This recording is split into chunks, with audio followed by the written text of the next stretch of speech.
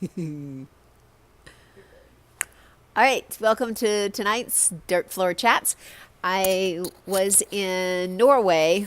There's quite a few stories from there, but tonight I just want to tell two hikes. They were the first hikes I went on by myself in Europe, and I was pretty proud. I was a little scared, so we'll go through them. And the first one is in Finse, which is in kind of the south central part of Norway. Okay, slides. Oh, I can still see. All right, this is where I started the hike. And then I went up, um, climbing up. It was really beautiful because it had partially snowed, but it wasn't completely covered in yet. So there's a lot of beautiful, I love the mixture there between the rocks and the snow. This was one of the creatures I saw on my hike. If you can see that, that's a fluffy sheep. And Norway, so there's waterfalls. And then I took pictures of the first ones because, I might not see another waterfall. But like I said, it was my first hike in Norway. I had no real idea how many waterfalls that I was going to see. But they're really just pretty. It was scary. The water was really raging. I had to be very careful with where I was walking because, I was by myself. And kept going up. It got more like tundra as I walked along. It looked like it was something solid, but I'd step on it and I'd go down about 3 inches or more.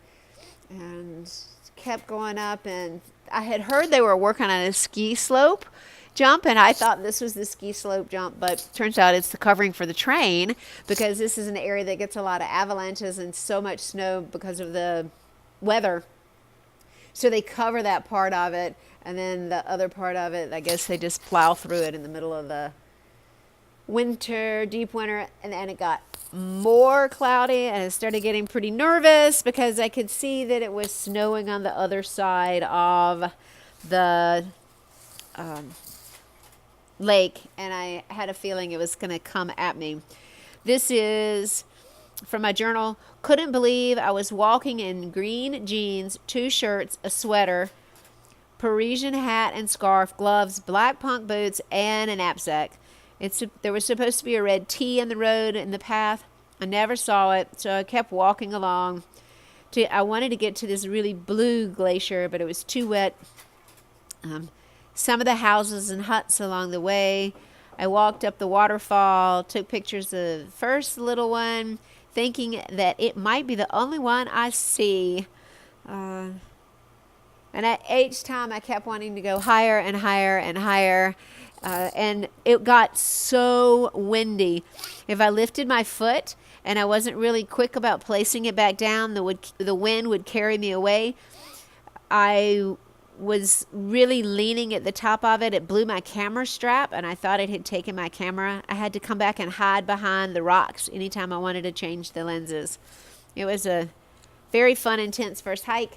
Then I took the train over to Bergen, and this is just a couple of little shots in that town. I always wanted to go to places that were out of the way, where a lot of people might not go, just because I don't know, wanted to probably say I'd been there, but it was a really cool town. It's really built into the mountains, and very, very steep, right in the rocky areas.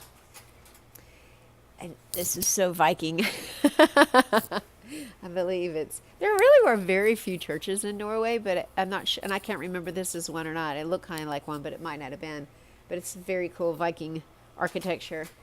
And I went on a short little hike around there. I love that this rooftop has all the moss growing on it and part of the earth. It's incorporating it. I think those are sheep down there. A lot of sheep in Norway too. All right, so then I went back from Finse, from Bergen, back to Flam, and went on that hike there, which was very, very typical Norway. It's gorgeous. It's one of the prettiest train rides in Norway. The hike runs a lot of the space right along the place that the train goes. but there are waterfalls and waterfalls and waterfalls and waterfall. It's a 12-mile hike. It's really beautiful. There are a lot of waterfalls. The water itself was gorgeous. It was so very green. These are individually different waterfalls that were there.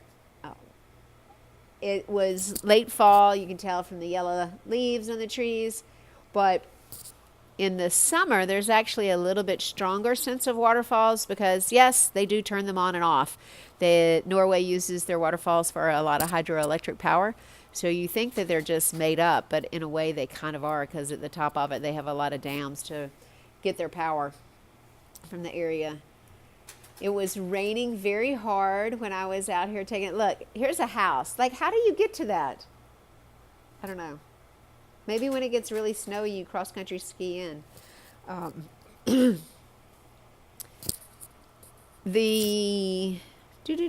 was I just saying?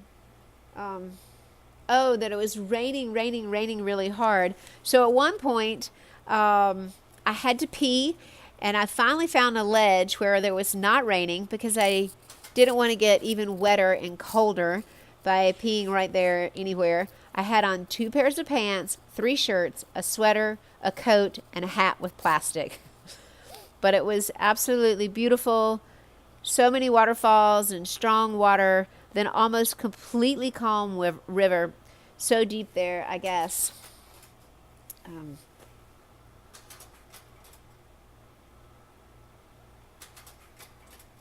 It's really just amazing. This is, you see this one definitely from the train.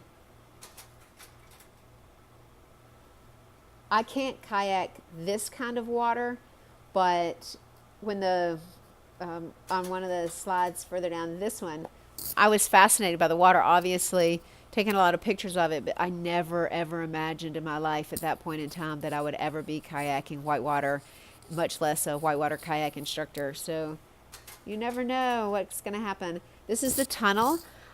I could see the exit and the entrance, but when I was in the middle of it, it was so pitch black I couldn't even see my feet. I was really glad that a tractor had gone through before I got there so that I knew that I actually wasn't going to fall into anything and that it was going to be okay to go through. More waterfalls and rivers. It opens up a little bit, the valley does, as you keep going down.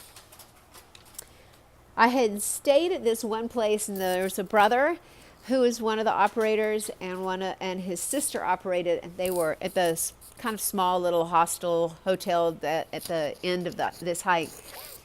They were so opposite. The sister would lock everything. She said no. She was unhappy, impatient, and he was as carefree and as happy as he could be. Oop, there we are again at that one. Like, they're living in the middle of the river. I think we're going backwards. You know, oh, look, forward now. I managed to get a picture of the trees without a waterfall. So I got down to the end of this hike, and when I got to the little town, they were out of power because it had been raining so much.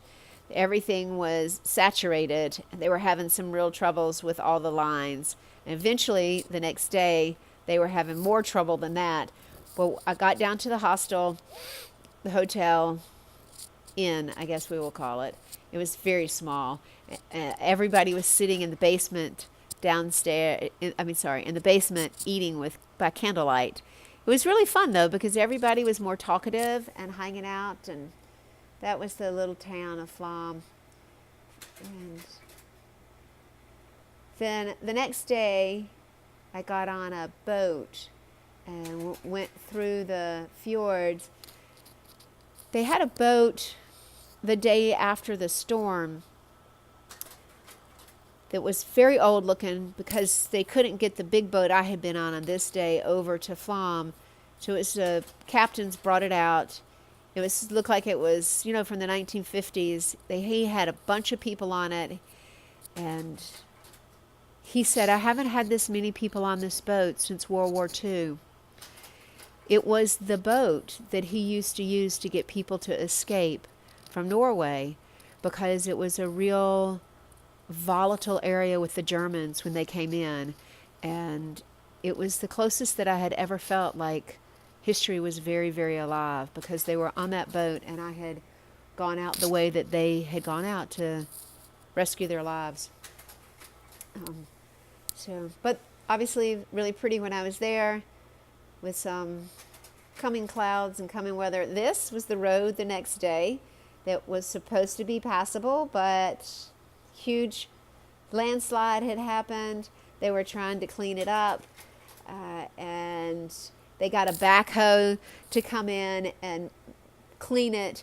I was in a car with a couple of travel agents at that point, and they got us across. But that's another story for another time. Ciao.